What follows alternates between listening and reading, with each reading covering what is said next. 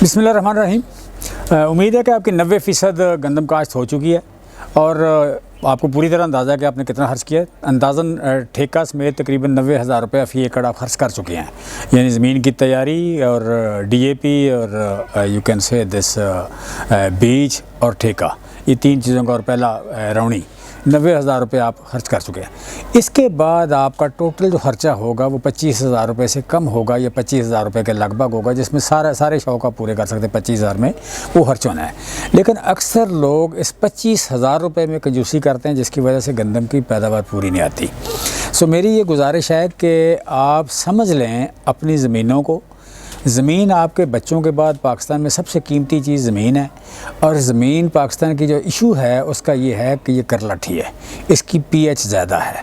ज़्यादा pH के साथ ज़मीन वो परफॉर्मेंस नहीं देती जो लो pH के साथ ज़मीन परफॉर्मेंस देती है, या न्यूट्रल pH के साथ ज़मीन परफॉर्मेंस देती है। लिहाजा ज़मीन का हाई pH का जो एलिमेंट है उसका इम्पेक्ट कम करने के लिए यहाँ पे जो खादों का स्ट्रक्चर है वो चेंज होना चाहिए। पाकिस्तान में खादों का जो यूज़ है वो उन मुल्कों की तरह का है जिस तरह का जो लो pH वाली ज़मीनें हैं, उस तरह का यहाँ पे सारा स्ट्रक्चर है, यूरिया का, DAP का। मेरी जो गुजारिश है कि हमारा स्टाफ सारा आपके पास आता है, उनसे पूछ के चलें। तो दो मोटी मोटी बातें। पहली बात कि हमारी ज़मीन को अगर आप मुझसे पूछें कि नंबर 1 क्या चाहिए, तो पाकिस्तान की ज़मीनों को नंबर 1 बैक्टीरिया चाहिए। नंबर 2 पाकिस्तान की ज़मीनों को सल्फ़र चाहिए। नंबर 3 अगर देखें तो पाकिस्तान की ज़मीनों को नाइट्रोजन चाहिए।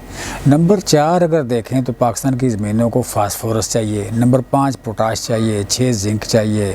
Then boron, zinc, copper, manganese वगैरह वगैरह, वो बोले आपको 11-12 खादें चाहिए और ऑर्गेनिक मैटर चाहिए। ये चीज़ें पाकिस्तान की ज़मीनों को चाहिए। हम अभी तक मैक्सिमम NPK तक आए हैं या जिंक तक आए हैं। हम 3 या 4, 2 या 3, बाज़ लोग नाइट्रोजन डालते हैं, फास्फोरस डालते हैं और जिंक डालते हैं। बाज़ नाइट्रोजन, फास्फोरस, पोटाश डालते हैं और जिंक डालते हैं। 3-4 यहाँ पे अभी तक लोग खड़े हुए हैं। मैं जो आपको रिकमेंड कर रहा हूँ अपने प्लेटफॉर्म से, अपनी कंपनी के प्लेटफॉर्म से, यूरिका केमिकल और रोशन से, वहाँ 12 खादें रिकमेंड करता हूँ। 12 खादें रिकमेंड करता हूँ। तो 12 खादों का ख़र्चा जो है, कहने का मेरा मतलब ये है कि मैं आपको ये पहली बात ये आपका डर दूर करूँ कि मैं आपका ख़र्चा बढ़ाने नहीं जा रहा। जो लोग भी हमारा फर्टिलाइज़र प्रोग्राम इस्तेमाल करते हैं उनका ख़र्चा 4,000, 5,000, 2,000, 3,000 रुपये कम होगा, ज़्यादा नहीं होगा, और 12 की 12 खादें मिलेंगी। और दूसरी जो इम्पॉर्टेंट बात अगली है वो ये है कि ज़्यादा pH की वजह से, मतलब pH का मैंने जिक्र ज़्यादा किया है, तो उसकी वजह क्या है, उसका इम्पेक्ट क्या है?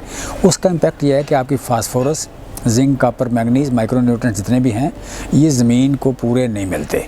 ज़मीन को जब मिलते नहीं हैं तो ऐसे ही है कि जैसे किसी बंदे को हैज़ा हुआ हो, उसको पेचिश लगा हो, उसको उल्टियाँ आ रही हों, और आप उसको जितना भी घी खिला दें, फ्रूट खिला दें, उसको असर नहीं करेगा।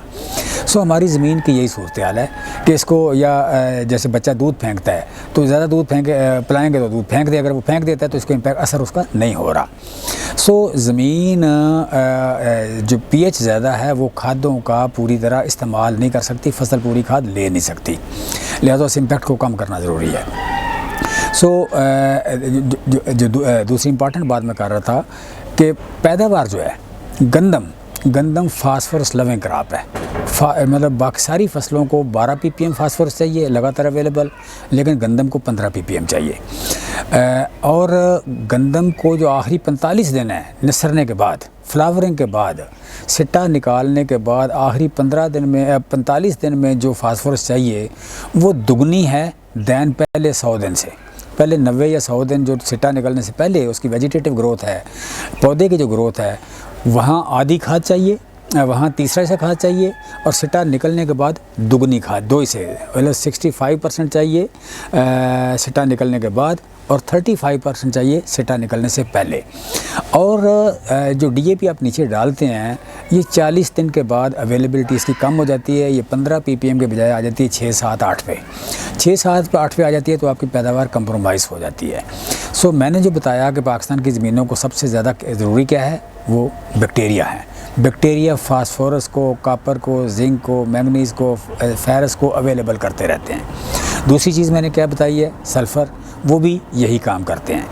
लिहाजा जो यूरिका केमिकल की खादें हैं रोशन की खादें हैं, जो पूरा खादों का प्रोग्राम है वो सारी आपकी फास्फोरस को, जिंक को, कॉपर को, मैंगनीज को, पोटाश को, नाइट्रोजन को, अपना मैग्नीशियम सल्फेट को, ये बोरान को शुरू से लेके आखिर तक अवेलेबल रखती हैं। तो फिर जो आज आइडियल पैदावार की बात होती है 70 मन, 60 मन, 65 मन, 75 मन, ये जो पोटेंशियल को अचीव करने की जो बातें होती हैं, ये पोटेंशियल को अचीव आप कर सकते हैं अगर आपने टाइमली काश्त की है, आपकी प्लांट प्रोटेक्शन पूरी है।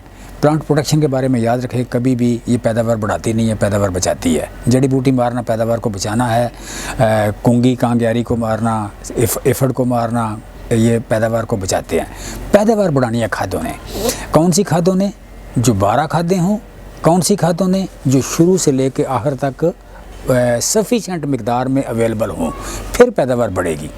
सो शुरू से लेके आखिर तक अवेलेबिलिटी को मेंटेन करने का जो प्रोग्राम है वो हमारा है।